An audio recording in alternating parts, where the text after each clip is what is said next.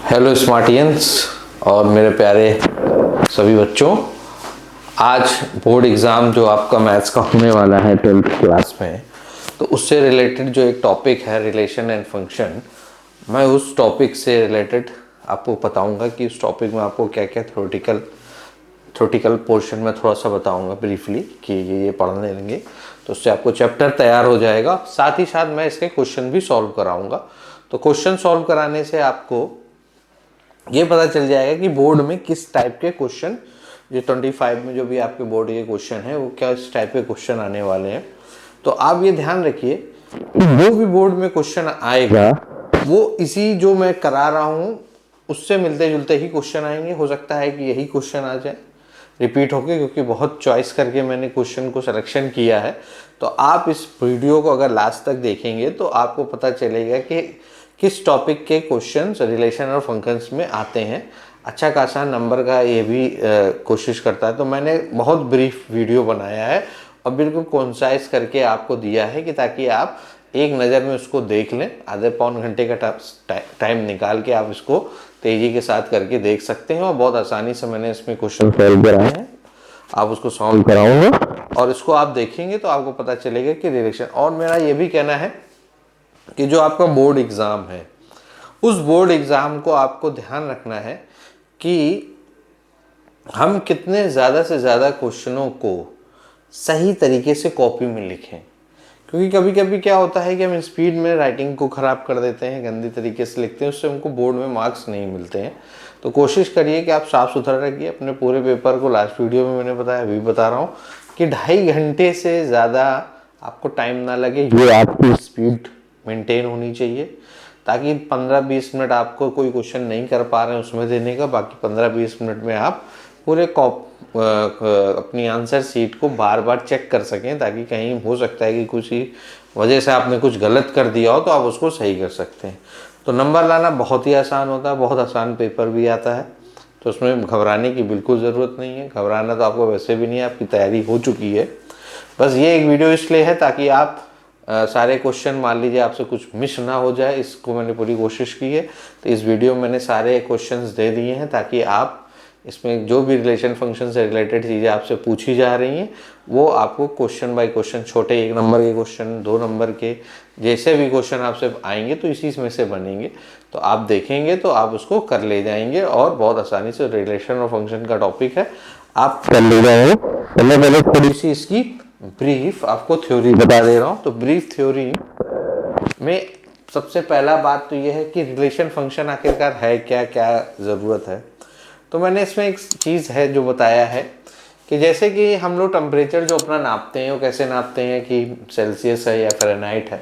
तो सेल्सियस से फ़ारेनहाइट के बीच का जो ट्रांसफ़र है वो हम किसकी तरह करेंगे कि एक ही थर्मामीटर है हमारे पास। एक थर्मामीटर को अगर हमें नापना है कि हमें अपना बुखार सेल्सियस में चाहिए या फ़ारेनहाइट में चाहिए, तो उसके लिए हम एक क्या करते हैं कि एक फंक्शन बना देते हैं कि सेल्सियस से फ़ारेनहाइट में चेंज करना है। तो यही इसमें बताया गया है कि अगर हमें किसी फंक्शंस, किसी टेम्परेचर को ज्ञात करना है या जानना है तो हमने एक फंक्शन बना दिया इस टाइप का कि फ़ारेनहाइट से सेल्सियस में जाने के लिए क्या है।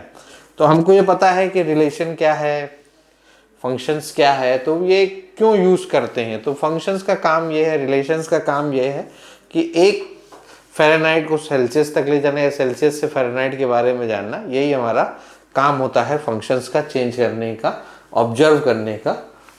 तो यहाँ पर सीबीएसई में क्या चीज़ आप कैरिकुलम में आपको रिलेशन और फंक्शन में पढ़नी है। तो टाइप ऑफ रिलेशन है जो आपका टॉपिक है। टाइप ऑफ रिलेशन में रिफ्लेक्सिव, सिमेट्रिक एंड ट्रांजिटिव, और ये तीनों मिला के जो रिलेशन बनता है वो कौन सा हो जाएगा, इक्विवेलेंस रिलेशन। तो इससे एक क्वेश्चन आपका बनता है, इक्विवेलेंस रिलेशन कैसे निकालते हैं।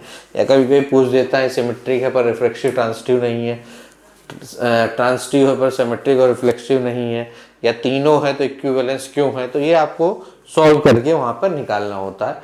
और दूसरा है आपका 1 एंड ऑन-टू फंक्शन।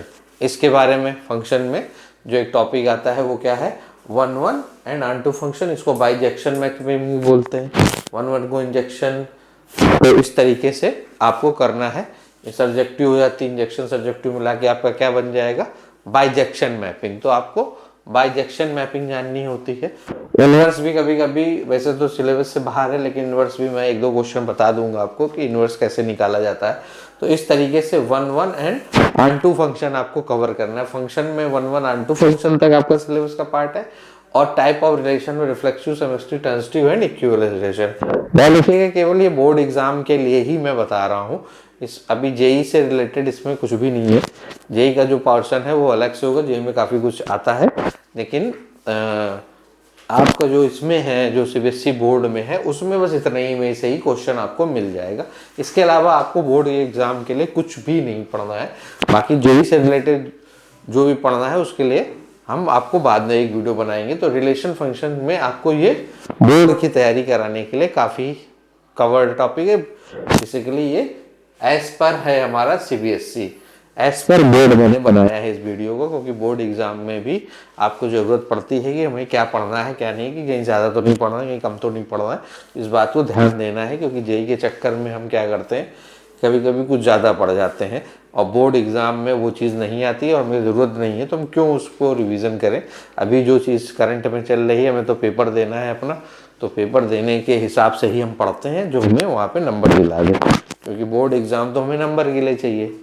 बाकी तो सिलेक्शन तो हमें जेई में चाहिए या किसी कंपटीशन एग्जाम में चाहिए। तो यहाँ पे हमें तो 100 में 100 मार्क्स लाने हैं, तो क्या क्या ऐसा कम से कम समय में अधिक से अधिक कितना पढ़ लें, ठीक है।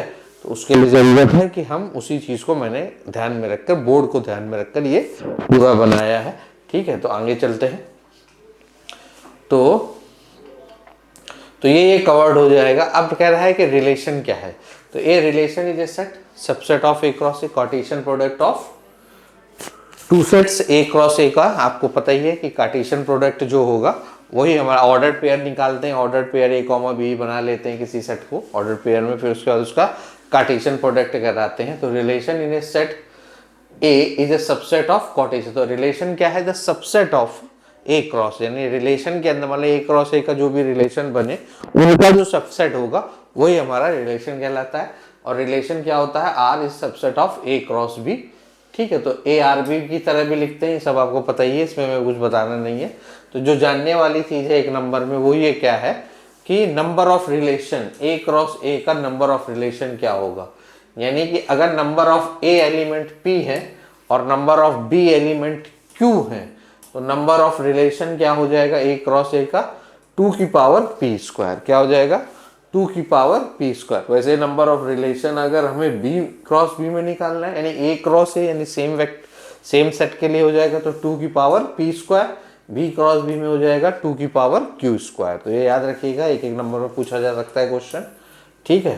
तो number of relation A cross B क्या हो जाएगा, जैसे यहाँ पी स्क्वायर क्यू स्क्वायर है तो यहाँ 2pq हो जाएगा, क्या हो जाएगा, चाहे वो ए क्रॉस बी के लिए पूछे या आपसे बी क्रॉस ए के लिए पूछे। तो ये number of relation, total relation की बात हो रही है। अब उसमें एम्पटी एंड नॉन एम्पटी ये दोनों के लिए पूछा जा सकता है। तो एम्पटी के लिए क्या होगा, अगर हमें number of relation non empty set के लिए पूछा जा रहा है तो देखते ही एक नंबर में यहाँ पे कंफ्यूजन है, तो हम आंसर लगा देते हैं 2 की पावर पी क्यू, तो ये नहीं होगा। नॉन एम्पटी में क्या होगा, एक जो आपका एम्पटी रिलेशन है उसको हटाना होगा, यानी 5 को हमें हटाना होगा, इसलिए रिलेशन इनटू ए क्रॉस ए क्या हो जाएगा 2 की पावर पी स्क्वायर -1। वैसे बी क्रॉस बी का क्या हो जाएगा 2 की पावर क्यू स्क्वायर -1, और इसके लिए क्या हो जाएगा 2 की पावर -1। तो 2 की पावर पी क्यू -1 होगा, जहां पी हो जाएगा number of A elements in A set, number of element of Q set Q in set B, ठीक है। तो इस बात को ध्यान रखिएगा। तो 2 की पावर पी क्यू -1 ये नंबर ऑफ रिलेशन हो जाएगा, ठीक है। तो आगे और देख लेते हैं क्या कह रहा है, डिफरेंट टाइप ऑफ रिलेशन। तो डिफरेंट टाइप ऑफ रिलेशन यहां से भी एक नंबर का क्वेश्चन निकलता है कि डिफरेंट टाइप ऑफ रिलेशन क्या है। तो पहला है एम्पटी रिलेशन या वॉइड रिलेशन। तो वॉइड रिलेशन क्या होगा कि ए का ए के साथ कोई रिलेशन ना हो, कुछ भी हमको ऐसा ना मिल रहा हो कि रिलेशन आर सेट। तो एम्पटी रिलेशन क्या हो जाएगा, उसको हम फाई से डिनोट करते हैं। यानी कि अगर एक सेट हमने एग्जांपल समझ लेते हैं, जैसे कि 1 2 3 4 है, एक सेट ले रखा है, ठीक है। रिलेशन हमने बनाया है a + b = 20, ठीक है। तो इस A क्रॉस A का कार्टेशियन प्रोडक्ट अगर हम लेते हैं तो उसका जो सबसेट होंगे वही सारे रिलेशंस होंगे, ठीक है। अब A plus B equal to 20, तो A के एलिमेंट 1 2 3 4 है, तो A क्रॉस A में दूसरे A के भी, तो इसके किसी भी दो एलिमेंट्स को अगर हम ऐड करें तो उनका सम कभी भी 20 नहीं आ सकता। इसका मतलब है कि ये ऐसा कोई भी रिलेशन नहीं मिल सकता है। तो इसका मतलब है कि ये कैसा रिलेशन हो गया, एक एम्प्टी रिलेशन हो गया, नल सेट टाइप का हो गया। इसलिए इसका आंसर क्या होगा, एम्प्टी रिलेशन होगा। यूनिवर्सल रिलेशन क्या होगा कि जो जितने भी रिलेशन होंगे वो मिलने ही मिलने हैं। जैसे कि एक सेट ए दे रखा है, A is card a universe, each element of A related to the every element of A, यानी 1 2 3 4 है। तो रिलेशन हमें इन ए में क्या गिवन है, A plus B is always greater than 0। तुम कुछ हम एक ए एलिमेंट 1 ले लें और दूसरा एलिमेंट बी हम 2 ले लें, तो ये हमेशा इनका सम क्या होगा, ग्रेटर देन 0 होगा। किसी भी कंडीशन में क्या होगा, ये बात हमारी ट्रू होगी। तो ये यूनिवर्सल रिलेशन होगा। ऐसा कैसा रिलेशन रहेगा, ये कहीं पर भी हमारी ऐसा कोई बात नहीं है कि ये रिलेशन हमारा ट्रू ना हो।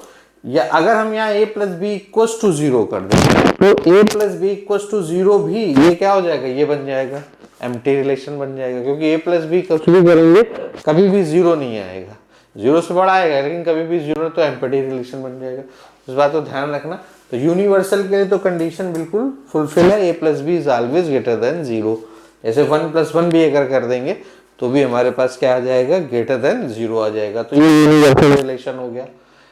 आइडेंटिटी रिलेशन क्या है कि सेम का सेम के साथ मिले। आइडेंटिटी रिलेशन क्या हो जाएगा, अगर हमारे पास एक सेट है a कॉमा a, यहाँ a बिलोंग्स टू a है, तो 1 कॉमा 1 2 कॉमा 2 3 कॉमा 3 4 कॉमा 4, तो ये कैसा रिलेशन बन गया, एक आइडेंटिटी रिलेशन बन गया। कैसा रिलेशन बन गया, आइडेंटिटी रिलेशन बन गया। वैसे रिफ्लेक्सिव रिलेशन क्या हो जाएगा, तो मैं डायरेक्ट आ गया, रिफ्लेक्सिव रिलेशन में क्या होगा, सेम के साथ सेम नंबर के साथ आ जाए। जैसे कि a relation R set to a car reflexive relation, यानी a comma a belongs to r। कोई भी सेट एक दे रखा हो, तो जैसे हमें चेक करना हो एज एग्जांपल, a दे रखा 1 2 3 4, तो हमें देखना है कि रिफ्लेक्सिव है, तो उस सेट में उस रिलेशन में इन चारों के सेम पार्ट होने चाहिए, यानी a कॉमा a जरूर होना चाहिए। तो 1 कॉमा 1 है, 2 कॉमा 2 है, 3 कॉमा 3 है, तो ये हमारा क्या होगा, ये रिफ्लेक्सिव रिलेशन शो करेगा।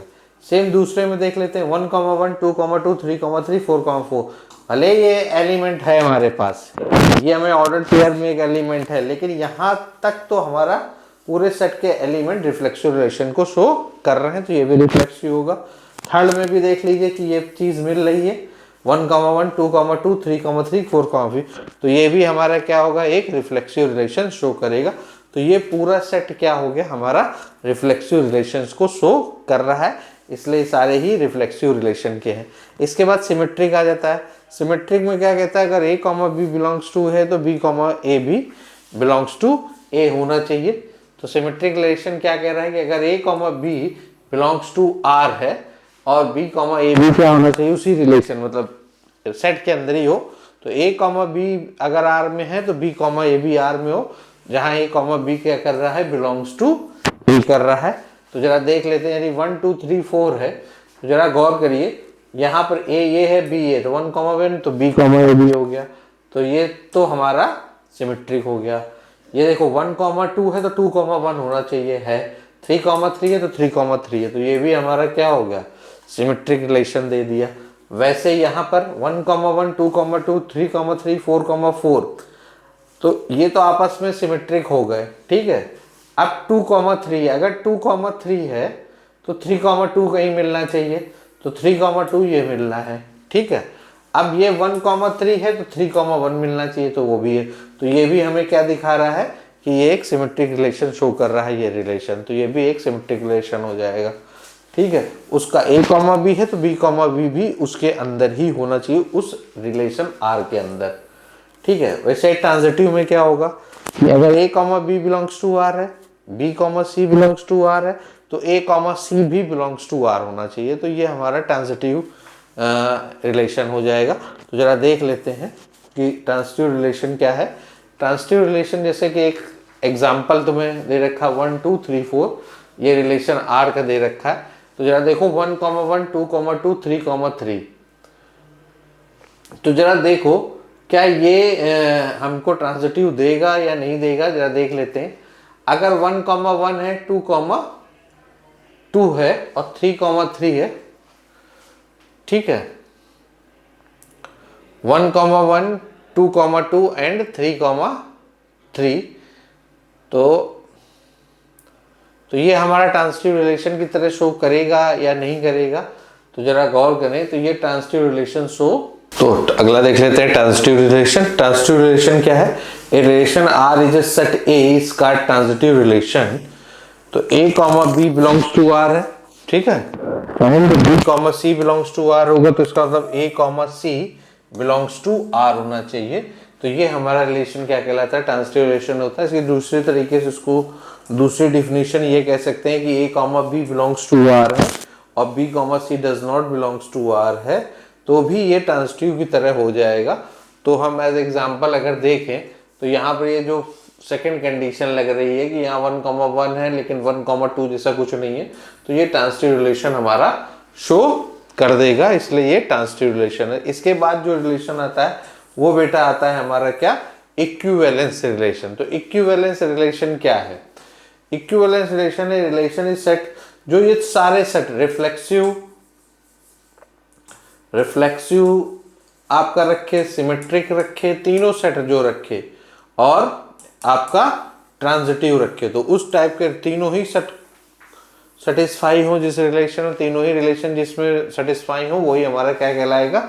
इक्विवेलेंस रिलेशन कहलाता है, ठीक है। तो ये तो आपने सब पढ़ रखा है। इसके बाद फंक्शंस को देख लेते हैं। फंक्शंस क्या है?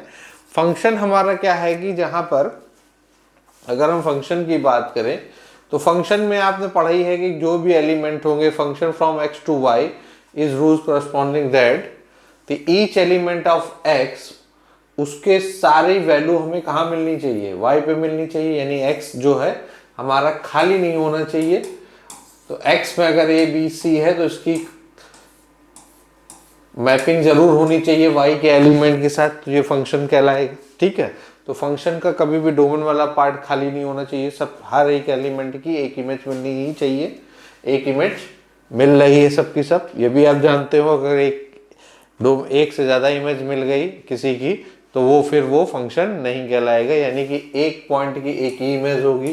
जैसे कि ए बी सी है तो ऐसा नहीं हो सकता है कि एक ये भी हो जाए और एक ये भी हो जाए, तो ये भी नहीं होगा, ये भी फंक्शन नहीं होगा। तो ये फंक्शन की डिफिनीशन है, ठीक है। तो where y equals to fx, x belongs to x, y belongs to y, we have set the images of x and y, x तो प्री इमेज ऑफ द, तो प्री इमेज मिलनी ही चाहिए y की, वही हमारा क्या हो जाएगा? फंक्शन हो जाएगा, ठीक है। तो कौन फंक्शन नहीं है और कौन फंक्शन है इसको देख लेते हैं। तो ये फंक्शन होगा क्योंकि सबकी एक एक इमेज मिल रही है, ये भी फंक्शन होगा क्योंकि इसकी इमेज मिल रही है, ये फंक्शन नहीं होगा क्योंकि डोमेन खाली है, और ये भी फंक्शन नहीं होगा, एक की हमें क्या मिल रही है? दो इमेजेस मिल रही है, तो ये भी फंक्शन नहीं होगा, ठीक है। तो यहां पर देख लीजिए सबसे सही तरीका है कि किस टाइप का फंक्शन होगा। तो relation F a function check to the graph relation is positive to vertical line which is cut the given curve at more than one point, then the given relation is not a function। अगर वो एक से ज्यादा point पर cut कर रहा है, जैसे कि एक ग्राफ ले लिया, एक कर्व ले लिया और y एक्सेस के पैरेलल हमने लाइन खींची, तो जरा गौर करो कि ये दो पॉइंट पर कट कर रहा है, तो ये कभी भी फंक्शन शो नहीं कर। वैसे ये मोर देन वन से ज्यादा जहां पर भी कट कर देगा तो फंक्शन नहीं होगा। ये फंक्शन होगा क्योंकि इसने एक ही पॉइंट पर कट किया, ये भी फंक्शन होगा क्योंकि एक ही पॉइंट पर कट किया है। तो ये तो आपका मान लीजिए ऑब्जेक्टिव क्वेश्चन में आ जाए, तो इस तरीके से अगर लाइन आ रही है एक से ज्यादा पॉइंट पर कट कर रहा है वाई के पैरेलल वाली लाइन, तो समझ लेना है वो फंक्शन नहीं है। नंबर ऑफ फंक्शंस कैसे निकालेंगे? तो नंबर ऑफ फंक्शंस क्या होंगे? अगर x में मान लीजिए n एलिमेंट है, क्या कह रहा है? If x and y be are two finite set है, और x में अगर m एलिमेंट है और y में कितने एलिमेंट है? n है, और आपका फंक्शन डिफाइंड है f such that x to y, तो नंबर ऑफ फंक्शंस क्या हो जाएंगे? n की पावर m। कितने हो जाएंगे? n की पावर n फंक्शन हो जाएंगे। तो ये n की पावर n फंक्शन हो जाएंगे आपके पास। तो जो एलिमेंट है उसका क्या हो जाएगा, y में जितने एलिमेंट है उसकी पावर में x के एलिमेंट है, यानी x में अगर 2 एलिमेंट है y में 3, तो 3 की पावर 2 आपके 9 फंक्शंस बन जाएंगे। तो ध्यान रखिएगा, तो इसको लाइन को याद रखिएगा, n की पावर n, तो नंबर ऑफ फंक्शंस को हम कैसे निकालेंगे, n की पावर m से। ठीक है, तो डोमेन, कोडोमेन, रेंज ये आपने बहुत बार पढ़ा है, डोमेन, कोडोमेन और रेंज क्या होता है। तो जब रेंज कोडोमेन के इक्वल हो जाएगी तो वही हमारी क्या कहलाएगी, वही हमारा फंक्शन। अभी 1 1 ऑन 2 कैसे होगा ये अभी बताएंगे। रेंज जब कोडोमेन के बराबर हो जाती है तो ऑन 2 फंक्शन हो जाएगा। तो ये सब आपने पढ़ा ही, all possible value of x is card function, और जिस डोमेन की जो इमेज मिलेगी वही हमारी क्या कहलाएगी, possible value of x are called range. ठीक है, तो ए बी सी डी यहाँ पे जैसे कि क्या हो गया, डोमेन हो गया, पी क्यू आर एस यहाँ पे कोडोमेन हो गई, और पी क्यू आर एस क्या हो गया, पी क्यू आर क्या हो गया, केवल रेंज हो गई। ठीक है, ये सब आपने 11th में पढ़ रखा है, पी क्यू आर रेंज हो जाएगी। इक्वल फंक्शन क्या होंगे, इक्वल फंक्शन वो फंक्शन होते हैं जिनकी डोमेन इक्वल हो, कोडोमेन इक्वल हो। तो इस टाइप के फंक्शंस को हम क्या कहते हैं, ठीक है, जिनकी डोमेन कॉमन हो जाएंगे उस टाइप के फंक्शन हमारे कैसे कहलाएंगे, इक्वल फंक्शन कहलाएंगे। ठीक है, टाइप ऑफ फंक्शन, तो मेन क्या है, इंजेक्शन। तो इंजेक्शन क्या है, 1 1 फंक्शन। तो 1 1 फंक्शन क्या होगा कि हर एक डोमेन की एक इमेज मिलेगी वाई में। ठीक है, तो डोमेन सिंगल इमेज मिलनी चाहिए, तो एक एक इमेज मिल रही, तो उस टाइप के फंक्शन क्या कहलाएंगे, हमारे 1 1 फंक्शन कहलाएंगे।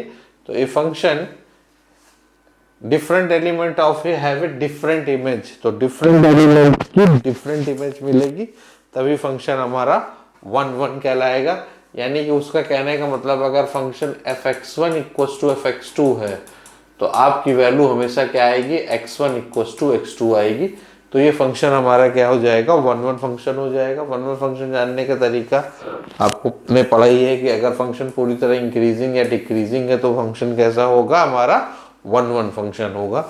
इस बात को ध्यान रखिएगा।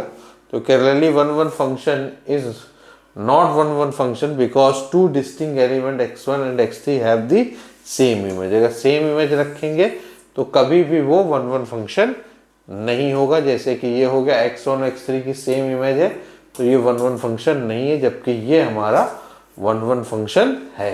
ये 1 1 फंक्शन है और ये 1 1 फंक्शन नहीं है, इस बात को ध्यान रखिएगा। ठीक है, चेक कैसे करेंगे, चेक करने के तरीके हैं। x, y एलिमेंट है, यदि fx इक्वल्स टू fy है तो इसका मतलब है x equals to y only. इस तरीके से इसको हम चेक कर लेंगे कि ये हमारा 1 1 फंक्शन है। ठीक है, देखो स्ट्रिक्टली इंक्रीजिंग हो और स्ट्रिक्टली डिक्रीजिंग होगा तो भी हमारा फंक्शन क्या हो जाएगा, 1 1 कहलाएगा।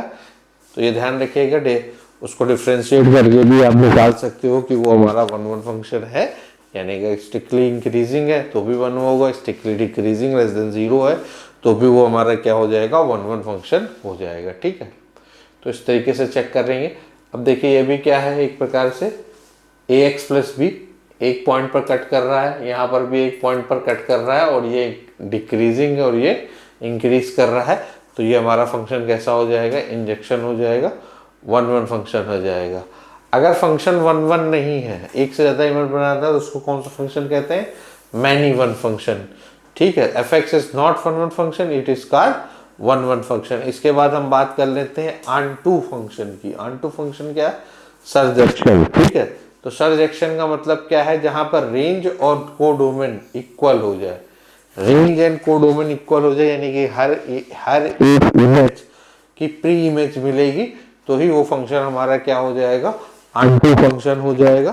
तो ऑन-टू फंक्शन के लिए रेंज इक्वल्स टू कोडोमेन। ये जरूरी नहीं कि फंक्शन अगर 1 1 है तभी ऑन-टू होगा, ये जरूरी नहीं। ऑन-टू फंक्शन अलग चीज है, 1 1 फंक्शन अलग चीज है, दोनों मिलकर जो फंक्शन बनता है वो बाइजेक्शन फंक्शन होता है। तो इस बात को ध्यान रखिएगा। तो ऑन-टू फंक्शन की डिफिनेशन अलग है, वहां पर रेंज और कोडोमेन इक्वल होनी चाहिए, जहां रेंज और कोडोमेन इक्वल होगी। सीधा सीधा मतलब ये है कि अगर फंक्शन है और रेंज और कोडोमेन इक्वल है तो इसका मतलब सीधा सीधा ये है कि कोडोमेन का कोई भी एलिमेंट ऐसा नहीं है जिसकी कोई जो इमेज ना हो डोमेन की। ठीक है, सारे इमेज भरे हुए तभी वो रेंज हो रहा है। तो रेंज होने के लिए कोडोमेन होना जरूरी है इक्वल। ठीक है, तो जैसे कि ये एक ऑन टू फंक्शन हो जाएगा, ठीक है, ये 1 1 ऑन टू हो गया। और यहाँ पर देखो, यहाँ पर भी ऑन टू फंक्शन हो गया, क्योंकि ये भी हमारा क्या है, इसकी सारी इमेज मिल रही है। ये 1 1 नहीं है पर ऑन टू जरूर है, ठीक है। तो number of on to functions क्या होंगे, number of on to function, तो इसको देख लीजिए। Number of on to function होते हैं summation r a to b हैगा, आर से 1 -1 की power n -1 n C r r की पावर n। तो number of on to function निकाल लेंगे इस तरीके से, जहां पर n एलिमेंट a के हो जाएंगे और m एलिमेंट, तो दो सेट हैं जहां पर m है a सेट का एलिमेंट और n है b सेट के एलिमेंट, ध्यान रखिएगा। तो a टू b की बात कर रहा है, यानी फंक्शन a टू b, तो क्या हो जाएगा, समेशन r इक्वल टू 1 से लेकर n -1 की power n -r N C R dot r की पावर n, ठीक है। तो ये हमारा ऑन टू फंक्शन के लिए, तो नंबर ऑफ ऑन टू फंक्शन ये हो जाएगा -1 की power n -r N C R r की पावर m। तो इनटू फंक्शन क्या होगा, जो ऑन टू नहीं होंगे, यानी कि सारी प्री इमेजेस ना मिलने, उस टाइप का क्या हो जाएगा, इनटू फंक्शन हो जाएगा, ठीक है। तो पहले सारे फंक्शन निकाल, f A to into function is not on to function the, तो ये ऑन टू फंक्शन देखिए वैकेंट है कोडोमेन, यहाँ पे कोडोमेन वैकेंट है, तो इसलिए ये इनटू फंक्शन हो गया। तो ऑन टू फंक्शन हम कैसे निकालेंगे, हमारे सिवेस का पास है ऑन टू फंक्शन। तो ऑन टू फंक्शन क्या निकालोगे, सबसे पहले f x equal to y निकालोगे, तो y के टर्म में x के टर्म को ले आएंगे, तो y जी वाई से कह देंगे, तो G Y defined for each y, तो codomain G Y domain F X हो जाएगी, ठीक है। इस तरीके से हम निकाल लेंगे। तो y के टर्म में ले आएंगे, मान लीजिए कोई फंक्शन तो आपको एफ एक्स इक्वल टू दे रखा है x + 1 और x - 1, तो y इक्वल टू कर देंगे x + 1 x - 1। इसको जब हम सॉल्व कर लेंगे तो x इक्वल टू के टर्म में f ऑफ y निकाल देंगे, तो यही हमारा क्या हो जाएगा, ऑन टू फंक्शन को हम इस तरीके से सॉल्व कर देंगे, ठीक है। तो x को y के टर्म में निकाल देंगे। 1 ऑन टू फंक्शन जिसको हम बाइजेक्शन कह रहे हैं, तो बाइजेक्शन क्या है, बाइजेक्शन वही है कि 1 1 भी हो और वो ऑन टू भी हो, यानी कि पहले तो हम 1 1 चेक कर लेंगे, F x equal to F Y X. अगर फंक्शन बाइजेक्शन है तो ध्यान रखिए बाइजेक्शन फंक्शन का ही इनवर्स फंक्शन निकाल सकते हैं, यानी कि इनवर्स ट्रिग्नोमेट्रिक फंक्शन जितने भी आप पढ़ रहे हैं वो सब कैसे फंक्शन हैं, बाइजेक्शन है। ध्यान रखिए इनवर्स आप तभी निकाल सकते हो जब वो बाइजेक्शन फंक्शन हो, यानी कि in other word F A से बी है, is a bijection it is a 1 1, तो एफ एक्स इक्वल टू क्या हो जाएगा, एफ वाई हो जाएगा, और एक्स इक्वल टू वाई हो जाएगा। ऑन टू कब हो जाएगा ये, एफ एक्स इक्वल टू हम जब वाई मान लेते हैं, तो जब दोनों ही चीजें मिलेंगी 1 1 ऑन टू, वो हमारा क्या कहलाएगा, बाइजेक्शन फंक्शन कहलाएगा, ठीक है। टाइप ऑफ फंक्शन कभी कभी पूछा जाता है, तो आइडेंटिटी फंक्शन क्या होगा, जहां पर एक ही जैसा हो, F x equal to X. तो ग्राफ हम इसके देख लेते हैं, तो ये हमारा क्या हो जाएगा, आइडेंटिटी फंक्शन, यानी हर एक पॉइंट की सेम वैल्यू आ जाएगी, तो वो फंक्शन आइडेंटिटी फंक्शन का ग्राफ एक स्ट्रेट लाइन की तरह हो गया आपका F x equal to X. Constant function क्या होगा, किसी पॉइंट से होकर गुजर रहा है, तो ये हो जाएगा आपका कॉन्स्टेंट फंक्शन। इस तरीके से ये कॉन्स्टेंट फंक्शन हो जाएगा, F x equal to C where X belongs to R. Polynomial function किसी भी टाइप का पॉलिनोमियल होगा, तो ये सब पॉलिनोमियल ही फंक्शन, चाहे मॉड एक्स हो, तो ये सब क्या है, पॉलिनोमियल फंक्शन है। Rational function P X plus Q phi, तो वाई इक्वल टू 1/x, ये रैशनल फंक्शन की तरह यूज होता है, ठीक है। ये मॉड फंक्शन है, मॉड ऑफ एक्स, जहाँ x पॉजिटिव होगा तो वैल्यू x होगी, x नेगेटिव होगा तो वैल्यू -x हो जाएगी, और ये आपका मॉडुलस फंक्शन है, ठीक है। ये हमेशा पॉजिटिव वैल्यू देगा, इसीलिए इसकी जो रेंज होगी, जो इसकी डोमेन होगी, जो भी 0 से, इसकी जो रेंज होगी वो 0 से इन्फिनिटी होगी, ठीक है। डोमेन तो इसकी r हो सकती है, लेकिन जो रेंज होगी वो हमेशा क्या होगी, 0 से इन्फिनिटी होगी। Signum function mod x upon x, जब x 0 नहीं है तो मॉड x अपॉन x, और 0 पर वैल्यू 0 दोगा, तो ये 1 पे हो गया और ये -1 पे होगा, तो इसकी रेंज -1 to 1 होती है, ध्यान रखिए, ठीक है। -1 0 और 1, क्योंकि 0 पे 0 दे रहा है, तो -1 0 1, तो ये हमारा कौन सा फंक्शन हो गया, सिग्नम फंक्शन हो गया, जिसे मॉड x अपॉन x कहते हैं। इसके बाद हमारा था ग्रेटेस्ट इंटीजर फंक्शन, जो हमेशा इंटीजर वैल्यू देगा, तो इस तरीके से ये हमारा greatest integer function y equals to greatest integer x, ये हमारा ग्रेटेस्ट इंटीजर होता है, हमेशा इंटीजर वैल्यू देगा, यानी कि अगर 0 से 1 के बीच में है तो वैल्यू हमेशा क्या आएगी इंटीजर में, 0 हमेशा लेफ्ट हैंड साइड की वैल्यू लेते हैं। 1 is less than equals to less equals to 10, तो यहाँ पर वैल्यू क्या हो जाएगी इंटीजर में 1। वैसे -1 -2 less than x less than -1, तो आंसर क्या आ जाएगा -2, तो ये ध्यान रखिएगा। ठीक है, अगर मान लो दे रखा है 0 से x लेस देन 0.9, तो भी आंसर क्या हो जाएगा 0 आ जाएगा। ठीक है, तो हमेशा लेफ्ट हैंड साइड की वैल्यू ही ग्रेटेस्ट इंटीजर होगी। लीनियर फंक्शन क्या होगा, स्ट्रेट लाइन के फंक्शन को हम लीनियर फंक्शन की तरह डिनोट कर देंगे, तो ये हमारा फंक्शन क्या होगा लीनियर फंक्शन हो जाएगा। इस तरीके से हम ग्राफिकली भी इसको समझ सकते हैं, तो ये हमारा लीनियर फंक्शन हो गया। ठीक है, तो ये हमारा थ्योरेटिकल पार्ट था, 1 1 और 2 कैसे निकालते हैं, नंबर ऑफ रिलेशन कैसे निकालते हैं, नंबर ऑफ पॉइंट्स कैसे निकालते हैं। तो ये हमारा ऑब्जेक्टिव क्वेश्चन का पोर्शन था, चलिए हम लोग क्वेश्चन सॉल्व कर लेते हैं। कह रहा है a equals to ABC, b equals to 1 constant, find the number of relation. तो नंबर ऑफ रिलेशन अभी आपने देखा ही था कि हम लोगों ने कैसे निकाला है। तो नंबर ऑफ रिलेशन कैसे निकालते हैं, तो a क्रॉस a, तो टोटल एलिमेंट कितने हैं बेटा यहाँ पे 3 है, तो नंबर ऑफ रिलेशन क्या होता है 2 की पावर p स्क्वायर। अगर ये है तो कितना हो जाएगा इसका नंबर ऑफ रिलेशंस।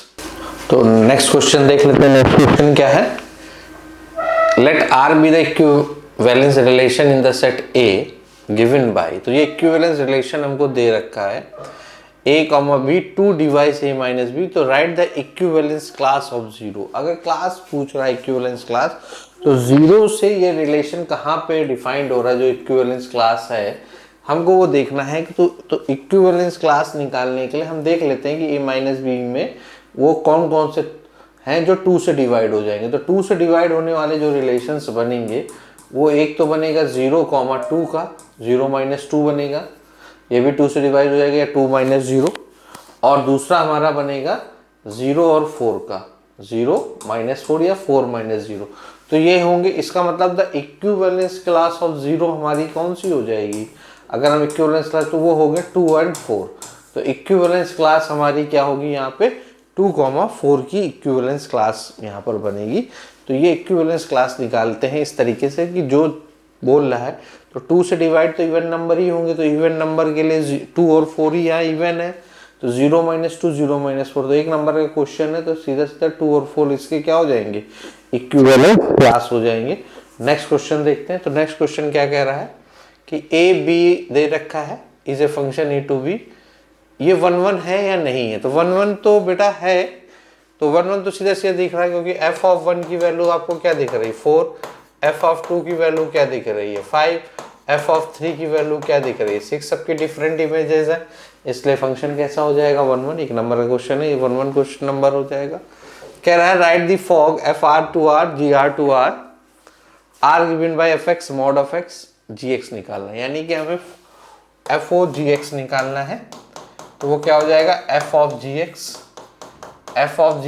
यानी f ऑफ gx की वैल्यू में कितनी दे रखी है modulus of 5x minus 2, modulus of, अब ये x की तरह काम करेगा तो fx हो जाएगा, तो और fx क्या है मॉड ऑफ x, यानी कि मॉड ऑफ 5x माइनस 2, तो उसका आंसर क्या आ जाएगा मॉड का मॉड मॉड ही हो जाएगा, तो 5x माइनस 2, तो यही आंसर आ जाएगा गॉफ का मॉडुलस ऑफ 5x माइनस 2। ठीक है, तो ये फॉग ऑफ x हो जाएगा। ठीक है, अगला क्वेश्चन देख सकते हैं, what is the range of the function x does not equals to 1, यानी कि 1 पर ये फंक्शन डिफाइंड नहीं है, मॉडुलस फंक्शन है, तो मॉड ऑफ x माइनस 1 की डिफिनीशन अगर देखें तो इसकी वैल्यू x माइनस 1 तब होगी जब x इज ग्रेटर देन 1 होगा, और x माइनस 1 तब होगी जब x इज लेस देन 1 होगा। ये तो डिफिनीशन है, तो सीधा सीधा इसके दो फंक्शन आ जाएंगे। तो अगर हम रेंज की बात करें तो fx इक्वल्स टू क्या आ जाएगा, जब x इज ग्रेटर देन 1 होगा तो x minus 1 upon x minus 1, तो एक तो 1 आ गया, और दूसरे में हो जाएगा x minus 1 upon x minus 1 यानी कि माइनस 1। तो इसकी रेंज क्या होगी बेटा, इसकी रेंज हो जाएगी 1 और -1 और 1, ये इसकी रेंज आ जाएगी। ठीक है, तो -1 and 1 that is the range of that function. तो ये भी एक नंबर का ही क्वेश्चन है, ऑब्जेक्टिव क्वेश्चन की तरह है। एफ आर से आ रहा है एफ एक्स से, then find F of F X चाहिए हमें। क्या चाहिए? एफ ऑफ एफ एक्स चाहिए। तो एफ ऑफ एफ एक्स चाहिए यानी एफ ऑफ एक्स, तो एफ ऑफ एफ एक्स निकाल लेते हैं। ठीक है, तो एफ एक्स की वैल्यू ये दे रखी है, तो एफ एक्स की वैल्यू में क्या दे रखी है? 3 माइनस एक्स क्यूब की पावर 1/3। अब एक्स की जगह हम ये यूज करेंगे तो क्या हो जाएगी? 3 माइनस एक्स की जगह अगर हमें ये यूज करना है तो 3 माइनस ये यूज करेंगे, 3 माइनस एक्स क्यूब की पावर 3 माइनस एक्स की जगह अगर हम ये यूज कर रहे हैं तो x की जगह हमको 3 माइनस एक्स क्यूब की पावर 1/3 हो जाएगा हमारा। ठीक है, ये हमारा x है, इतना पार्सन, इस x को मैंने यहाँ पर रख दिया, तो ये हमारा x है और हमने रखा 3 माइनस एक्स, तो 3 माइनस एक्स, तो 3 माइनस एक्स क्यूब की पावर 1/3 का होल क्यूब, 1/3 का होल क्यूब का होल 1/3, यही तो हो जाएगा पूरा पूरा। ठीक है, x की जगह हमको ये रखना है, तो x की जगह हमने ये रखा, फिर x क्यूब था तो क्यूब कर दिया, फिर पूरे का 1/3 था तो पूरे का 1/3 कर दिया। अब इसको हम जरा सॉल्व कर लेते हैं, तो ये 3 से 3 कैंसिल हो गया, तो हमारे पास क्या आ गया? 3 माइनस 3 प्लस एक्स क्यूब की पावर 1/3, तो ये 3 से 3 चला गया, तो एक्स क्यूब की पावर 1/3, तो यहाँ पर हमारा आंसर क्या आ गया बेटा? x आंसर आ गया। तो इस तरीके से इसको सॉल्व कर लेंगे कि f ऑफ एफ एक्स क्या हो जाएगा, इस तरीके से वैल्यू क्या आ जाएगी इसकी? x आ जाएगी। आगे ये 2 नंबर का क्वेश्चन आ सकता है। ठीक है, इस तरीके से छोटा सा क्वेश्चन 2 नंबर में आपसे पूछा जा सकता है। State whether the function F x is injective, surjective और बोथ। कह रहा है इंजेक्टिव है कि सर्जेक्टिव है, ये दोनों आपको निकालने। तो इंजेक्टिव के लिए तो सबसे पहले हम तो चेक कर लेते हैं कि ये 1 है या नहीं है। तो 1 के काम हम पहले क्या करेंगे कि हम ये देख लेते हैं कि fx1 equals to fx2 check कर लेते हैं। तो ये क्या हो जाएगा? 5x1 इक्वल्स टू 5x2, 5 से 5 कैंसिल हो जाएगा, तो x1 इक्वल्स टू x2, यानी ये तो 1 तो है, 1 ये हमारा फंक्शन हो गया है। अब हमें अनटू निकालना है, तो अनटू के लिए वही है, F X equals to Y मान लेंगे। अनटू अगर हमें चेक करना है तो एफ एक्स इक्वल्स टू क्या मान लेंगे? वाई, यानी वाई इक्वल्स टू क्या हो जाएगा? 5x, तो x की वैल्यू कितनी आ जाएगी? y/5, तो x की वैल्यू बेटा यहाँ पे क्या आ जाएगी? y/5, तो यानी कि हर, और ये नेचुरल नंबर है, n टू n जाएगा, तो जरा ये बताओ कि यह ऑन-टू फंक्शन होगा, क्योंकि y/5 है, तो x की वैल्यू अगर 1 से 1 के बीच में जा रही है, x की वैल्यू बेटा क्या आ रही है? यहाँ से y/5 आ रही है। अगर x की वैल्यू y/5 आ रही है तो ये तो नेचुरल टू नेचुरल आ रहा है, इसका मतलब इसकी तो रेंज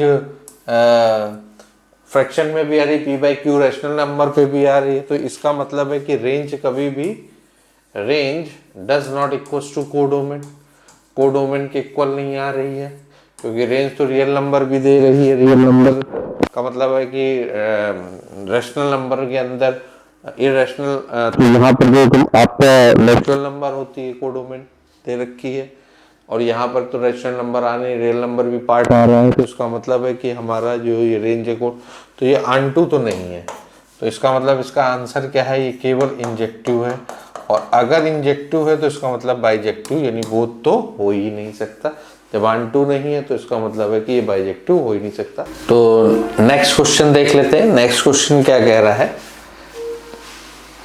फंक्शन g2r है, R to function defined word, F X दे रखा है mod of x plus x, और जी एक्स दे रखा है mod x minus x, for all x belongs to r, then find f of g, fog चाहिए, और g ओ एफ गॉफ चाहिए। तो पहले तो हम अपने फंक्शंस को डिफाइन कर लेते हैं, क्योंकि मॉडलेस की वैल्यू है। तो एफ एक्स हमें क्या दे रखा है? एफ एक्स हमें दे रखा है mod of x plus x. तो जब मॉड आ गया तो पहले तो हम उसको लेस देन और ग्रेटर देन, जब x की वैल्यू, अगर हम fx को डिफाइंड करें, जब x की वैल्यू ग्रेटर देन 0 होगी तो उसकी वैल्यू क्या हो जाएगी 2x, और जब x की वैल्यू लेस देन 0 होगी तो इसकी वैल्यू बेटा क्या हो जाएगी, जब लेस देन 0 हो जाएगी तो वैल्यू हो जाएगी 0। ठीक है, तो लेस देन 0 पे इसकी वैल्यू 0 हो जाएगी। वैसे ही सेम चीज अगर हम gx के लिए चेक करें तो gx के लिए x अगर ग्रेटर देन 0 है तब वैल्यू 0 होगी, और x अगर लेस देन 0 है तो माइनस एक्स है तो माइनस 2x हो जाएगी। तो ये हो जाएगा, क्योंकि मॉडुलस ऑफ x की वैल्यू x ग्रेटर देन में x होगी, माइनस एक्स होगी, वैसे सेम यहाँ पे रखेंगे तो ये हमारी fx ऑफ gx की वैल्यू है। अब जरा हम फॉग निकालते हैं एफ ओ जी एक्स, तो अच्छा क्वेश्चन है, जरा आराम से करते हैं। तो ये हमें फॉग निकालना है एफ ऑफ जी एक्स। तो एफ ऑफ जी एक्स निकालने के तो जी एक्स, तो इसको भी हम दो केसेस में कन्वर्ट कर लेते हैं। जब x इज ग्रेटर देन 0 होगा, जब x इज ग्रेटर देन 0 होगा तो f ऑफ जी एक्स, जब G X is x is greater than 0 तो जी एक्स की वैल्यू 0 हो जाती है। तो f ऑफ 0, तो f ऑफ 0 यानी x की जगह हम 0 यूज कर रहे हैं तो f ऑफ 0 की वैल्यू तो बेटा 0 ही आएगी, क्योंकि हम ग्रेटर देन 0 में यहाँ 0 रखेंगे तो वैल्यू हमारी क्या हो जाएगी 0। तो f ऑफ 0 की वैल्यू तो हमारे पास 0 आ गई, क्योंकि फंक्शन की वैल्यू जैसे यहाँ 0 रखोगे तो ये तो 0 ही आएगा। तो f ऑफ 0 की वैल्यू तो 0 आ गई। अब जरा x लेस देन 0 पे चेक कर लेते हैं। x लेस देन 0 पे जरा हम चेक करते हैं तो f ऑफ जी एक्स हमारा क्या हो जाएगा, f ऑफ जी एक्स। तो f ऑफ जी एक्स जब निगेटिव है, जब जी एक्स निगेटिव है तो आया minus 2x, minus of 2x, और माइनस ऑफ 2x का मतलब ये है कि x जब निगेटिव होगा, x जब निगेटिव, तो अभी हम x लेस देन 0 के लिए चेक कर रहे हैं, तो लेस देन 0 के लिए चेक कर, जब ग्रेटर देन के लिए 2x है यानी माइनस ऑफ 2x हो रहा है, तो माइनस माइनस बन गया प्लस। तो प्लस का मतलब क्या होगा, अगर ये माइनस के लिए हम चेक कर रहे हैं और ये माइनस का फंक्शन है, माइनस इंटू माइनस बन जाएगा प्लस, यानी हमें अब x की जगह क्या यूज करना होगा, माइनस ऑफ 2x। तो माइनस ऑफ 2x का मतलब हो गया 2 इंटू,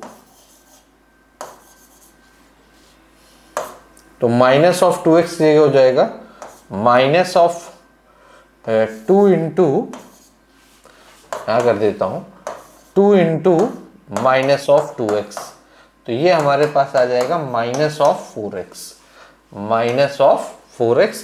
यानी कि जो हमारे पास f ऑफ gx की जो वैल्यू आ गई वो क्या आ गई बेटा, वो जब x इज ग्रेटर देन 0 है तो वैल्यू 0 है, और जब x लेस देन 0 है तो वैल्यू क्या है, माइनस ऑफ 4x वैल्यू है। क्या वैल्यू है हमारे पास, माइनस ऑफ 4x है, जब x इज लेस देन 0 है। ठीक है, अब जरा हम गॉफ की बात कर लेते हैं। तो गॉफ में क्या हो जाएगा, g ऑफ fx हो जाएगा। ठीक है, तो g ऑफ fx के लिए केस ले लेते हैं x इज ग्रेटर देन 0। तो x इज ग्रेटर देन 0 पर fx की वैल्यू 2x है। ठीक है, तो g of 2x x is greater than 0 पर वैल्यू दे रहा है 0, यानी कि ये वैल्यू हमारे पास तो 0 आ गई। ठीक है, x इज ग्रेटर देन 0 पर ये वैल्यू कितनी दे रहा है हमें, 0, तो ये वैल्यू हमारे पास 0 हो गई। अब जरा हम x इज लेस देन 0 पे चेक कर लेते हैं। तो g of fx is less then 0 पर हमारे पास क्या है, तो fx की वैल्यू लेस देन 0 पे तो 0 ही है, लेस देन 0 पे fx की वैल्यू 0, तो और g ऑफ 0 की वैल्यू भी अगर हम चेक करें तो यहाँ से 0,0 तो 0 ही आएगी।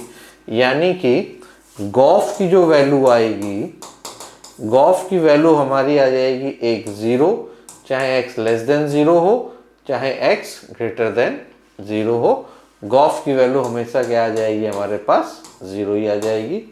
ये ध्यान रखने वाली बात है कि गॉफ की वैल्यू हमारे पास ग्रेटर देन 0 आ जाएगी। ठीक है, तो इस तरीके से हम इस क्वेश्चन को कर सकते हैं।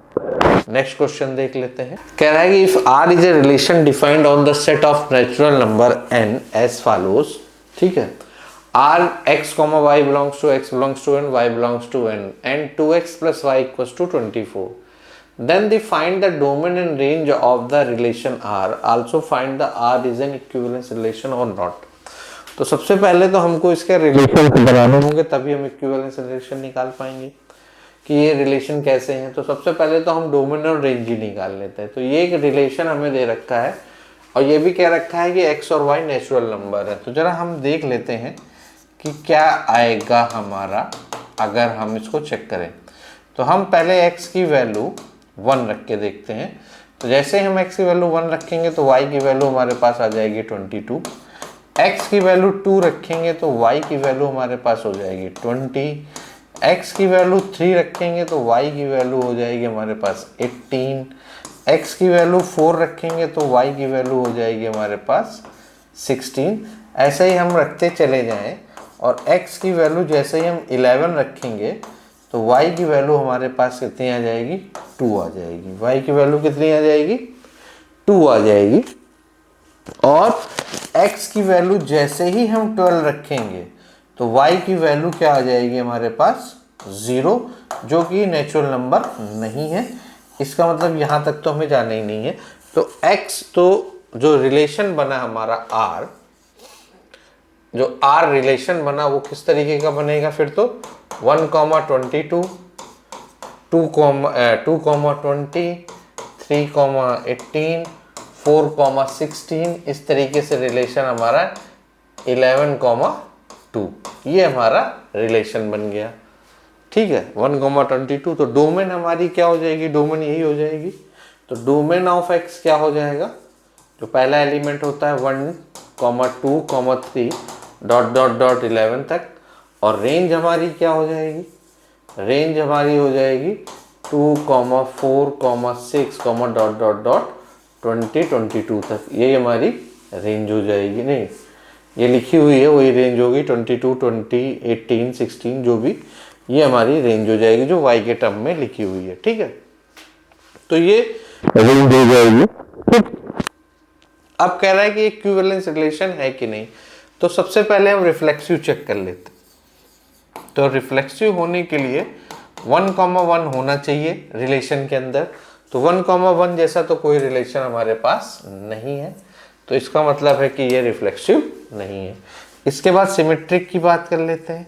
सिमेट्रिक का मतलब ये है कि अगर 2,20 है तो 20,2 भी होना चाहिए, तो वो भी नहीं है, तो इसका मतलब ये सिमेट्रिक भी नहीं है। अब इसके बाद हम ट्रांसिटिव की बात कर लेते हैं, ये ट्रांसिटिव है या नहीं है। तो अगर 1,22 है और 22, समथिंग तो कुछ है ही नहीं, या 1,22 है, 22, कुछ मिलेगा ही नहीं, तो यहाँ पे तो ट्रांसिटिव भी नहीं है, तो ये ट्रांसिटिव भी नहीं है। तो ये ट्रांसिटिव भी नहीं है। अगर सेकंड कंडीशन से देखें तो भी नहीं हो रहा है। अगर 1,A, B है तो B, C नहीं है, तब भी नहीं बन रहा है, क्योंकि ये सब अलग अलग रिलेशन के साथ आ रहे हैं। तो ये ट्रांसिटिव भी नहीं है, रिफ्लेक्सिव भी नहीं है, सिमेट्रिक भी नहीं है, ट्रांसिटिव भी नहीं है। तो इसका मतलब ये इक्विवेलेंस रिलेशन है भी नहीं। और वैसे भी जब हमने एक चेक कर लिया कि रिफ्लेक्सिव नहीं, तो इक्विवेलेंस रिलेशन होने का तो कोई सवाल बनता ही नहीं। आगे हमें चेक करने की जरूरत नहीं है कि सिमेट्रिक है या ट्रांसिटिव है। जब रिफ्लेक्सिव नहीं है तो इक्विवेलेंस तो हो ही नहीं सकता। तो इस बात को ध्यान रखें कि इक्विवेलेंस रिलेशन तो ये हो ही नहीं सकता। तो नेक्स्ट क्वेश्चन देख लेते हैं, रिलेशन फंक्शंस वाले टॉपिक का। नेक्स्ट क्वेश्चन क्या है हमारा, नेक्स्ट क्वेश्चन ये है कि a equals to r -3 and b equals to r -1। तो a और b दो आपको सेट दे रखे। Consider the function f a to b है, तो a डोमेन की तरह कार्य कर लेगा और b कोडोमेन की तरह। Defined by fx for all x, then so that fx bijective और f इनवर्स x। तो बाइजेक्टिव का मतलब क्या हमें शो करना है, हमें फंक्शन को क्या दिखाना है बेटा, 1, 1 and 2 दिखाना है, 1, 1 and 2 दिखाना है। तो देखिए अगर बोर्ड में हम इस क्वेश्चन को सॉल्व करेंगे तो सबसे पहले हमें 1, 1 दिखाना होगा। तो 1, 1 के लिए हमको वही काम करना होगा, क्या करना होगा, fx1 इक्वल्स टू fx2। तो पहला पार्ट हमें क्या दिखाना है कि जो हमारा fx है वो कैसा दिखना चाहिए, इज 1, 1। तो 1, 1 के लिए हमने fx1 इक्वल्स टू fx2 कर दिया। तो यहाँ पर क्या हो जाएगा, x1 - 2 upon x1 - 3 equals to x2 - 2 upon x2 minus 3, तो ये आ जाएगा। इसको सॉल्व कर लेते हैं, क्रॉस मल्टीप्लिकेशन से x1 minus 2, x2 minus 3, x2 minus 2 and x1 minus 3। तो जरा मल्टीप्लाई करें तो x1 x2 और माइनस 2x2 माइनस 3x1 और प्लस का 6 हो जाएगा। यहां से क्या हो जाएगा, x1 x2 माइनस 3x2 और माइनस 2x1 और प्लस का 6, तो x6 प्लस का और x1 x2 कैंसिल हो जाएंगे। हम इधर ले आते हैं तो 3x2 से 2x2, यहाँ से एक x2 आ जाएगा और x1 ले आएंगे तो क्या आ जाएगा, माइनस का x1 इक्वल टू 0। तो x1 इक्वल टू हमारे पास क्या हो गया, x2, यानी ये 1 1 तो बेटा हो गया, 1 1 फंक्शन तो ये हमारा हो गया। अब हमें ऑन शो करना है, तो ऑन शो करने के लिए हम लोग वही y इक्वल टू मान लेते हैं। तो अगर हम इसको ले लें y equal to x minus 2 upon x minus 3, तो ये हमारा क्या बन जाएगा, yx minus 3y equal to x minus 2, यही हो जाएगा। यहाँ पर आ जाएगा क्या हमारे पास, yx माइनस 3y माइनस 2। यहाँ पर हम क्या करते हैं, 3y को उधर ले जाते हैं, तो yx minus x equal to 3y minus 2। तो यहाँ से x कॉमन ले लेंगे तो 3y minus 2 upon y minus 1। तो ये फंक्शन हमारा कहाँ डिफाइंड नहीं है, r पूरे पे डिफाइंड है, r माइनस 1 पे डिफाइंड नहीं है, यानी इसकी जो रेंज हो जाएगी वो क्या हो जाएगी, r माइनस 1, क्योंकि y माइनस 1 है डिनोमिनेटर में, तो r माइनस 1 है। और हमारी कोडोमेन भी कितनी है, r माइनस 1, यानी कि कोडोमेन ये हमारी क्या है, r माइनस 1 है। तो कोडोमेन और रेंज हमारी क्या हो गई, बराबर हो गई। कोडोमेन इक्वल टू क्या आ गया, रेंज आ गया। इसका मतलब है कि ये जो fx है ऑन फंक्शन हो गया। अगर ऑन फंक्शन हो गया तो इसका मतलब है कि 1 1 ऑन है, 1 1 ऑन है, तो इसका मतलब एक ऐसा फंक्शन हो गया, बाइजेक्टिव हो गया। जब बाइजेक्टिव फंक्शन ही क्या इनवर्स फाइंड किया जा सकता है, तो हम इसका इनवर्स निकाल लेते हैं। तो x की जगह हम रख दें, अगर fx इक्वल टू y था तो x हो जाएगा हमारा f इनवर्स y, यानी कि f इनवर्स y की जो हमारी वैल्यू क्या हो गई, 3y minus 2 upon y minus 1। अब हमने y की जगह क्या यूज कर रहे हैं, x, तो f इनवर्स x की वैल्यू हमारे पास क्या आ जाएगी, 3x minus 2 upon x minus 1। तो यही हमारा इनवर्स फंक्शन की वैल्यू हो जाएगी f इनवर्स x की। तो इस तरीके से ये हमारा क्वेश्चन हो जाएगा। चलिए नेक्स्ट क्वेश्चन देख लेते हैं। नेक्स्ट क्वेश्चन क्या है,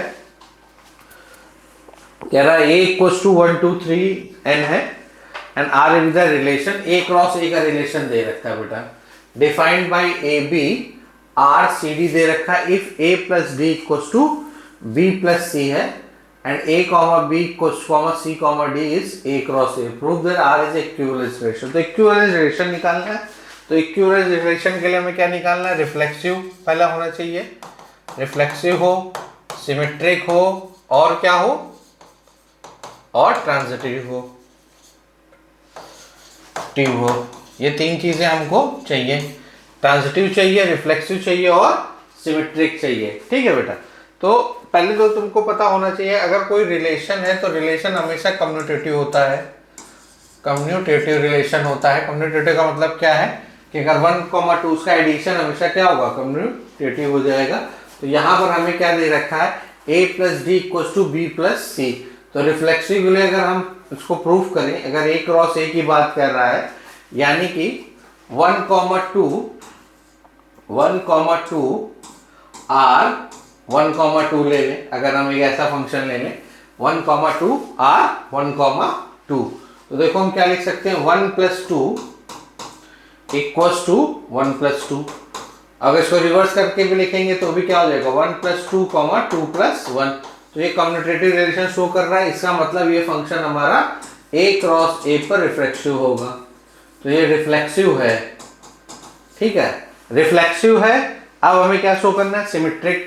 तो सिमेट्रिक के लिए हम दो अलग अलग ले लें। सिमेट्रिक में क्या होगा, a b 3 5, यानी कि हमें अगर सिमेट्रिक प्रूफ करना है तो 1 2 r मान लें 3 4 है। अगर हम ये प्रूफ कर ले जाए कि 3 4 r 1 2 हो जाए, बात बराबरी हो जाए। तो जरा करते हैं रिलेशन से। तो 1,2 3,4, तो 1,2 को a plus D b plus C की तरह देख लो। a plus D equals to क्या दे रखा, b प्लस सी। तो a प्लस डी यानी 1 plus 4 is equals to 3 plus 2 हो रहा है हमारा यहाँ से। अब जरा इसको रिवर्स करके देख लेते हैं। 3 प्लस 2 इक्वल्स टू 1 प्लस 4। इसका मतलब है कि ये हमारा सिमेट्रिक भी है। एक ऐसा है हमारा सिमेट्रिक भी है, क्योंकि 5 5 5 सभी में आ रहा है। तो ये हमारा फंक्शन कैसा हो गया, सिमेट्रिक हो गया। अब हम जरा ट्रांजिटिव चेक कर लेते हैं कि ये ट्रांजिटिव है कि नहीं है। तो ट्रांजिटिव के लिए हम क्या करेंगे कि ले लेते हैं 1,2 r 3,4 एंड 3,4 का रिलेशन कर देते हैं 5,6 की तरह। ठीक है, तो ये हमें गिवन है, तो हमको निकालना है क्या, 1,2 आ जाएगा 5,6 में। तो जरा इसका यूज करते हैं a प्लस डी प्लस जी का। तो 1 प्लस 4 इक्वल्स टू 2 प्लस 3, ये हो रहा है 1 प्लस 4 इक्वल्स टू 2,3। फिर 3 प्लस 6 9 आ रहा है, तो 4 प्लस 5 भी 9 आ रहा है। तो ओके, जब 1 प्लस 4 2 प्लस 3 है, तो 3 प्लस 3 4 5, यानी कि 1,2 रिलेशन होना चाहिए किससे, 5,6 से। तो जरा बनाते हैं, तो ये बन जाएगा 1 प्लस 6 इक्वल्स टू 2 प्लस 7, तो 7 7 आ रहा है। इसका मतलब ये हमारा ट्रांजिटिव भी है। तो ट्रांजिटिव भी हो गया, रिफ्लेक्सिव भी हो गया, सिमेट्रिक भी हो गया, यानी कि ये हमें क्या देगा, एक इक्विवेलेंस रिलेशन देगा। अब कह रहा है इक्विवेलेंस क्लास 2,5 है, तो हम वो सारी क्लास बता दें जो इनका क्लास इंटरवल का डिफरेंस कितना है, 3 है। 2 और 5 के बीच का डिफरेंस कितना है, 3 है। तो ऐसी इक्विवेलेंस क्लास क्या होंगी, एक हो जाएगी 1,4, फिर हो जाएगी 2,5, फिर हो जाएगी 3,6, फिर हो जाएगी 4,7 और फिर 5, क्या हो जाएगी, 5,8 हो जाएगी और 6,9। तो ये इसकी इक्विवेलेंस क्लास बन जाएंगी। 1,4 2,5 3,6 4,7 5,8 एंड 6,9। तो ये इसकी सारी इक्विवेलेंस क्लास हो जाएंगी। तो बेटा नेक्स्ट क्वेश्चन देख लेते हैं। नेक्स्ट क्वेश्चन क्या कह रहा है कि if x, y is a function define a relation r of x given by r equals to a, b, f equals to f b, so that r is an equivalence relation। तो equivalence relation है, तो इसका मतलब हमको वही reflexive, symmetric and transitive show करना है। अगर तो सबसे पहले हम देख लेते हैं कि ये रिफ्लेक्सिव है कि नहीं है।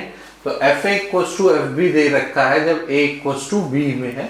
तो अगर हम रिफ्लेक्सिव की बात करें तो यहाँ पर x इक्वल्स टू x होना चाहिए, यानी f ऑफ, अगर हम ले लें कि f ऑफ क्या होगा कि f of x equals to f of x दिखाएंगे, क्योंकि रिलेशन क्या है a, b का, यानी x, x का अगर हम ले लें तो हमारे पास क्या हो जाएगा, fx इक्वल्स टू fx आ जाएगा। इसका मतलब रिफ्लेक्सिव तो ये हो गई, रिफ्लेक्सिव तो ये हो गई होगा।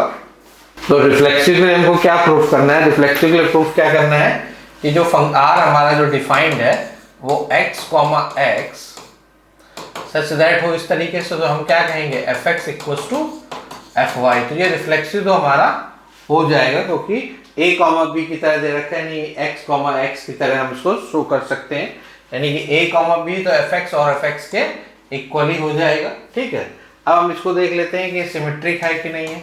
तो सिमेट्रिक भी हो जाएगा, क्योंकि x, y अगर हम लें तो fx इक्वल्स टू क्या आ जाएगा, fy। और वैसे ही अगर हम y, x लें तो क्या हो जाएगा, fy equals to f of x। तो इसका मतलब ये सिमेट्रिक भी हो गया, तो ये सिमेट्रिक भी है। अब जरा ट्रांजिटिव चेक कर लेते हैं।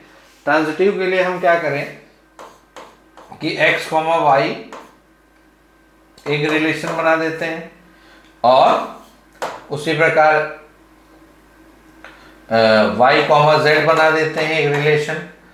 ठीक है, तो जब x, y होगा तो क्या हो जाएगा, fx इक्वल्स टू fy और fy इक्वल्स टू क्या हो जाएगा, fz। ये तो हमें गिवन ही है, कि F x equal to F Y है और F Y equal to F Z है। जब ये दोनों इक्वल है तो इसका मतलब डायरेक्टली कह सकते हैं कि एफ एक्स इसके इक्वल हो जाएगा एफ जेड के, यानी कि ये ट्रांजिटिव भी है। तो ये ट्रांजिटिव भी हो गया, रिफ्लेक्सिव भी हो गया और सिमेट्रिक भी हो गया। इसका मतलब है कि ये इक्विवेलेंस रिलेशन शो करेगा। आसान सा क्वेश्चन था, इसको कर लेना।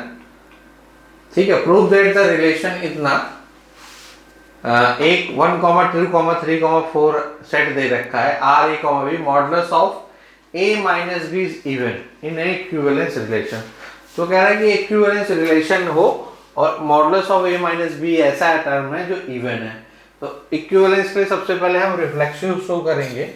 अगर हम इसमें रिफ्लेक्सिव शो करें तो उसके लिए a माइनस बी है, तो हम ये भी कह सकते a माइनस बी हमेशा इवन रहेगा, तो a माइनस ए बी हमेशा कैसा रहेगा, इवन नहीं रहेगा। वैसे तो इसकी वैल्यू 0 आ रही है, तो 0 ऑलवेज हम उसको इवन नंबर की तरह चूज कर सकते हैं। तो ये हमारा क्या हो जाएगा, इवन रहेगा। इसके बाद हम सिमेट्रिक देख लेते हैं। सिमेट्रिक के लिए क्या हो जाएगा, सिमेट्रिक के लिए क्या होगा, a माइनस बी अगर इवन है तो b माइनस ए भी इवन होगा, उसमें कोई चेंज नहीं आ सकता क्योंकि मॉडुलस लगा है, इसलिए ये हमेशा क्या होगा, दोनों के नंबर्स तो चले जाएंगे, इसलिए ये हमेशा इवन रहेगा। अगर a माइनस बी इवन है तो b माइनस ए भी इवन होगा, चाहे उसको हम कैसे भी लिखें। एक एग्जांपल भी ले लें अगर सेट का, कि मान लें 3 माइनस 5 लिखा है तो ये -2 आएगा, यानी कि 2 वैल्यू आएगी, और 5 माइनस 3 कर दें तो भी क्या आ जाएगा, 2 है तो 2 ही आएगा, तो इवन हमेशा ही रहेगा। तो ये सिमेट्रिक भी हो जाएगा। अब इसके बाद ट्रांजिटिव में चेक कर रहे हैं। ट्रांजिटिव में भी थोड़ा सा देखना होगा। तो ट्रांजिटिव के लिए क्या कह रहा है, कह रहा है कि अगर a माइनस बी इवन है, a माइनस बी को इवन की तरह ले रहा है, तो हम एक काम कर लेते हैं कि मान लेते हैं कि x माइनस वाई एक इवन नंबर है। ठीक है, x माइनस वाई को हम इवन ले लेते हैं और y माइनस जेड को भी इवन, उसने ये हमको रिलेशन बता रखा है। ये चीजें तो मैं रिलेशन में उसने कह रखी है ट्रांजिटिव के लिए। ठीक है, अगर ये उसने कह रखा है कि ये इवन है तो हमको क्या करना है कि x माइनस जेड को इवन दिखाना है। तो यहाँ पे दो केस बनेंगे। दो केस इसलिए बनेंगे क्योंकि y या x दोनों ऑड भी हो सकते हैं, दोनों इवन भी हो सकते हैं। तो हम एक केस ले लेते हैं कि जब when y इज इवन, जब y इवन होगा तब x माइनस वाई हमारा कैसा होगा, इवन होगा। x माइनस वाई हमारा इवन होगा और y माइनस जेड भी हमारा क्या होगा, इवन होगा। जब y इवन है तो x माइनस वाई इवन होगा और y माइनस जेड भी इवन होगा। जब हमारा y के केस में ये क्या आ जाए, अगर इवन आ जा रहे हैं। ठीक है, तो अगर y हम इवन ले रहे हैं तो x माइनस वाई इवन आएगा, y माइनस जेड भी इवन आएगा। इसका मतलब है कि x और z, तो x और z को क्या होना पड़ेगा, अगर y इवन है 2 है तो x और z को यहां पर क्या होना पड़ेगा, y को अगर हमने इवन ले लिया, मान लीजिए y को हमने 2 ले लिया सपोज दैट, तो x और z को इवन आने के लिए x और z को भी क्या होना पड़ेगा, इवन होना पड़ेगा। तो x and z is also even, ये ऑटोमेटिक इवन हो जाएंगे, तभी ये कंडीशन इवन आएगी अगर y इवन है। अगर y इवन है तो x और z को भी इवन होना ही पड़ेगा। इसका मतलब है कि modulus of x minus Z की वैल्यू क्या आ जाएगी, इवन आ जाएगी। तो ये ट्रांजिटिव y जब इवन है तो शो कर रहा है। और अगर y इज ऑड, अगर y कैसा है, ऑड है, तो हमारी कंडीशन के हिसाब से x माइनस वाई कैसा होगा, इवन होगा, और y माइनस जेड भी क्या होगा, इवन होगा।